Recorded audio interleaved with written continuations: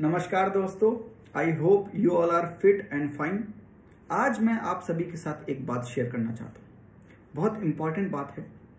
कुछ दिनों से मैं ये सोच रहा था कि ऐसा क्या डिफरेंस होता होगा उनमें जो यूपीएससी क्लियर कर लेते हैं और उनमें जो यूपीएससी क्लियर नहीं कर पाते। क्योंकि मैंने ये सोचा कि कोचिंग तो नोट्स तो सेम देती है, वीडियोस तो आप सेम देख रहे हैं, सेम टीचर से पढ़ रहे हैं, मे बी ऑफलाइन अगर जा रहे हैं या ऑनलाइन जा रहे हैं तो टीचर से जो पढ़ रहे हैं आप वो तो सेम है।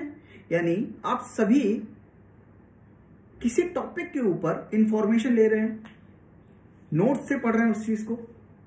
फिर भी ऐसा क्या डिफरेंस होता होगा कि कुछ लोग वही चीज पढ़कर क्लियर कर लेते हैं, कुछ लोग नहीं कर पाते। ऐसा क्या है उनके अंदर? और मैंने इसको पूरा एनालाइज किया तो मुझको ये समझ में आया कि उनके अंदर जो वो एक चीज है वो है मैच्योरिटी। सर, वो मैच्योर हो गए हैं, वो चीजों को अंडरस्टैंड कर रहे हैं, पढ़ नहीं रहे हैं, वो चीजों को समझ रहे हैं। अंडरस्टैंडिंग पावर है उनके पास। वो हर डॉट्स को कनेक्ट कर रहे हैं, इंटरकनेक्शन। वो इंट्रोगेट कर रहे हैं हर चीज पे। वो इन्वेस्टिगेटिव मोड में पढ़ रहे हैं, वो खोज रहे हैं चीजों को, वो इंटरकनेक्ट कर रहे हैं, एक दूसरे से कोरिलेट कर रहे हैं। उनके अंदर वो मैच्योरिटी आ गई है, ऑफिसर लाइक क्वालिटी। वो मैच्योर हो गए हैं सिंपली। तो आप जब किसी टॉपिक को अप्रोच करते हैं तो आप पढ़ने के लिए जाते हैं कि मैं इसमें जाकर ये इंफॉर्मेशन ले लेता हूं। वो जो यूपीएससी क्लियर कर रहा है ना, वो इतनी ढेर सारी डिस्क्रीट इंफॉर्मेशन को लेकर उसको नॉलेज में कन्वर्ट कर रहा है। सर, इंफॉर्मेशन सिर्फ एक इंफॉर्मेशन है, लेकिन नॉलेज में अगर उसको कन्वर्ट करना है तो आपको एनालाइज करना पड़ेगा, डॉट्स को कनेक्ट करना पड़ेगा। इंटरकनेक्शन कोरिलेशन का खेल है, इन्वेस्टिगेशन का खेल है। आपको इन्वेस्टिगेटिव मोड में काम करना पड़ेगा। अरे जैसे एग्जांपल मैं आपको दूं, लेट्स से मैंने आपसे क्रिप्टो करेंसी के चैलेंजेस पूछ लिए। मेंस में मैंने पूछा आपसे कि क्रिटिकली एनालाइज क्रिप्टो करेंसी। तो जब आपने क्रिप्टो करेंसी के चैलेंजेस, लेट से चैलेंजेस है कि इलीगल एक्टिविटीज को प्रमोशन देता है, ड्रग्स साइकोट्रोपिक सब्सटेंसेस में यूज हो सकता है, टेरर फाइनेंसिंग में यूज हो सकता है, मनी लॉन्ड्रिंग में यूज हो सकता है, इन्वायरमेंटल चैलेंजेस भी हैं। क्रिप्टो करेंसी को अगर माइन करना है, माइनिंग से मिलता है, और वो माइनिंग की जाती है ढेर सारे कंप्यूटर से, उनकी क्वांटम पावर्स को यूज करके। तो अगर ढेर सारे कंप्यूटर्स का यूज करेंगे तो इलेक्ट्रिसिटी प्रोड्यूस करनी पड़ेगी उनको चलाने के लिए। Coal based thermal power plants चलेंगे, पोल्यूशन होगा, ई वेस्ट जनरेशन होगा, electronic waste generation. Graphic cards का बहुत ढेर सारा यूज करेंगे, कंप्यूटर्स का बहुत ढेर सारा यूज करेंगे तो ई वेस्ट जनरेशन होगा। इसके ऊपर मैंने पूरी वीडियो बना रखी है, आप चाहें तो जाकर देख सकते हैं। कहने का मोटिव ये है मेरा, चैलेंजेस आपको पता है, अब आंसर आपको अगर लिखना है तो इन चैलेंजेस में आप आंसर में किसको ऊपर रखेंगे? इलीगल एक्टिविटीज को ऊपर रखेंगे या इन्वायरमेंटल चैलेंजेस को ऊपर रखेंगे? तो लेट्स से आपके पास 5 चैलेंजेस हैं, तो प्रायोरिटी में आप कैसे सेट करेंगे? तो जो यूपीएससी क्लियर करेगा ना सर, वो चैलेंज में, क्रिप्टो करेंसी की चैलेंज में सबसे ऊपर इलीगल एक्टिविटी को रखेगा, टेरर फाइनेंसिंग को रखेगा, मनी लॉन्ड्रिंग को रखेगा। वो सबसे पहला चैलेंज इन्वायरमेंटल नहीं लिखेगा। मैं मानता हूं इन्वायरमेंट भी इंपॉर्टेंट है, लेकिन वो जब प्रायोरिटी सेट करेगा वो मैच्योरिटी उसको दिखेगी। जब वो प्रायोरिटी सेट करेगा तो इलीगल एक्टिविटीज को ऊपर रखेगा। तो जब एग्जामिनर उसकी कॉपी पढ़ेगा तो उसमें वो ऑफिसर लाइक क्वालिटी दिखेगा। क्या क्वालिटी? कि अगर इसके पास ये चैलेंज आता है क्रिप्टो करेंसी का, तो ये इलीगल एक्टिविटी को कर्ब करने में पहला इसका फोकस होगा। मैच्योरिटी। सर, आप यूनिक बनने के चक्कर में इन्वायरमेंटल कंसर्न को पहले लिख देंगे, ई वेस्ट जनरेशन। तो एग्जामिनर क्या सोचेगा कि इन्वायरमेंट इंपॉर्टेंट है, लेकिन इस बच्चे का फोकस इन्वायरमेंट पे ज्यादा है, जो कि लॉन्ग टाइम पीरियड लेगा उसको सॉल्व करने में। इलीगल एक्टिविटी को कर्ब करने के लिए हमको वो जरूरी है, इंस्टेंट उस पर एक्शन लेना है। समझ रहे हैं इस चीज को? तो ये प्रायोरिटी का जो आपने लेवल चैलेंजेस में जो प्रायोरिटी डिसाइड किया आपने, वो बेसिकली आपने कैसे की? पढ़ा तो आपने भी था क्रिप्टो करेंसी, पढ़ा तो उसने भी था क्रिप्टो करेंसी। ये आपने प्रायोरिटी सेट कैसे की सर? मैच्योरिटी से, अंडरस्टैंडिंग से। और ये कहीं पढ़ाया नहीं जा सकता, किसी कोचिंग में ये चीज सिखाई नहीं जा सकती। इंफॉर्मेशन लेकर नॉलेज में तो आपको ही कन्वर्ट करना है। वो इंफॉर्मेशन दे सकते हैं आपको, पर नॉलेज में कन्वर्ट करने का काम आपका है। जितनी देर आप किताब पढ़ते हैं उतनी देर किताब के बाहर आपको उसको सोचना पड़ेगा, एनालाइज करना पड़ेगा पूरा। ये प्रायोरिटी सेट करने वाला काम तो ऑफिसर लाइक क्वालिटी ढूंढ रहे हैं वो। ऐसा नहीं है कि केवल आप प्रॉब्लम आइडेंटिफाई कर रहे हो, आपने चैलेंजेस आइडेंटिफाई कर लिए क्रिप्टो करेंसी के, कि सबसे ऊपर क्या है, इलीगल एक्टिविटीज को कर्ब करना है, ड्रग्स को रोकना है, उनके व्यापार को, ट्रेड को रोकना है। तो सॉल्यूशन जब आप देंगे तो सॉल्यूशन में भी आप पहले किसके बारे में बात करेंगे? इलीगल एक्टिविटी का क्या सॉल्यूशन निकालेंगे आप?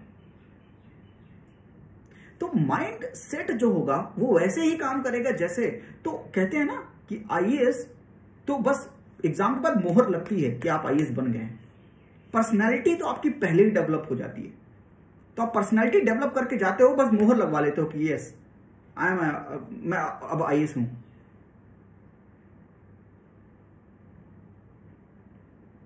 तो ये चीज समझनी पड़ेगी सर, अंडरस्टैंडिंग। आपको चीजों को कोरिलेट करके समझना पड़ेगा, इंफॉर्मेशन को नॉलेज में कन्वर्ट करना पड़ेगा आपको। और ये किताब के अंदर जितना होंगे, किताब के बाहर भी उतना आना पड़ेगा आपको, उनको सोचना पड़ेगा आपको। जैसे कि स्कीम्स, आप रट्टा मारते हैं स्कीम का, स्कीम का रट्टा नहीं मारना सर। स्कीम को आप अप्लाई करो, आप सोचो अपने अगल बगल कि आपके अगल बगल किसान हैं, फार्मर्स हैं, आपके अगल बगल लघु व्यापारी यानी छोटे जो व्यापार चला रहे हैं, छोटे छोटे इंटरप्राइजेस हैं, जो जिसे हम एमएसएमई बोलते हैं, micro small and medium enterprises. Lower middle class है, अपर मिडिल क्लास है। सोचो कि किसान को क्या आप पेंशन योजना दे रहे हो, क्या इंश्योरेंस की फैसिलिटी दे रहे हो, उनके क्या चैलेंजेस है, उनको कैसे पूरा कर रहे हो आप। स्कीम सोचो फिर उसके ऊपर कि सरकार ने क्या सोल्यूशन लिए। प्रधानमंत्री किसान सम्मान निधि योजना, पीएम किसान देखा होगा आपने, 6,000 रुपए देंगे। प्रधानमंत्री लघु व्यापारी योजना, किसके लिए? लघु व्यापारियों के लिए। प्रधानमंत्री किसान श्रम योगी मानधन योजना।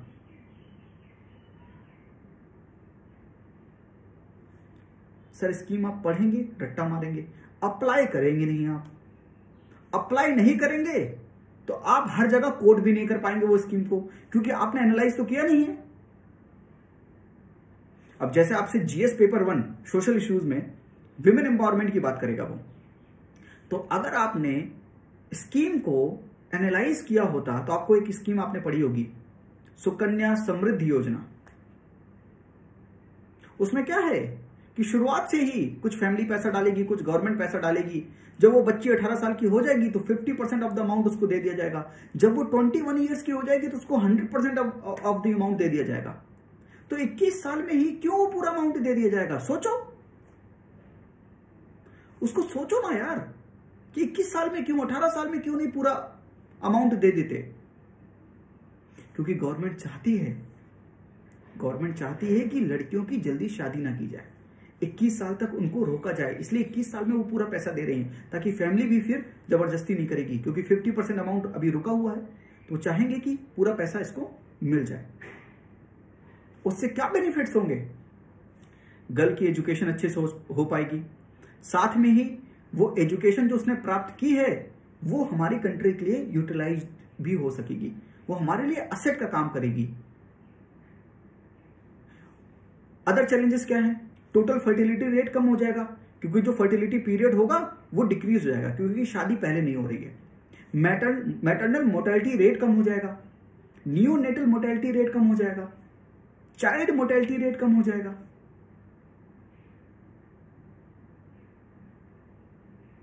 इसलिए गवर्नमेंट चाहती है कि 21 साल तक वेट किया जाए, शादी डिले की जाए, उनकी अर्ली मैरिज ना हो। तो लोगों की हैबिट चेंज करने के लिए सुकन्या समृद्धि योजना। आपने पढ़ा नहीं, आपने एनालाइज किया इस बात को। पढ़ना नहीं है सर, एनालाइज करना है। एनालाइज, मैच्योरिटी लानी है अपने अंदर, अंडरस्टैंडिंग की वो पावर डेवलप करनी है आपको। This will make you different from everyone else. तो नोट्स वही हैं, सब कुछ वही है, पढ़ने का तरीका आपका खुद का है। कोचिंग सिखा नहीं सकती, अगर सिखा भी दिया सर तो भी रिलेट तो आपको करना है, पूरा अप्लाई तो आपको करना है। जिम में जो वर्कआउट करते हैं तो जिम के अंदर जितना वर्कआउट होता है, जिम के बाहर भी उनको अपनी डाइट कंट्रोल में उतना ही वर्कआउट करना पड़ता है। सर डाइट कंट्रोल करने में भी तो सैक्रिफाइस लगेगा।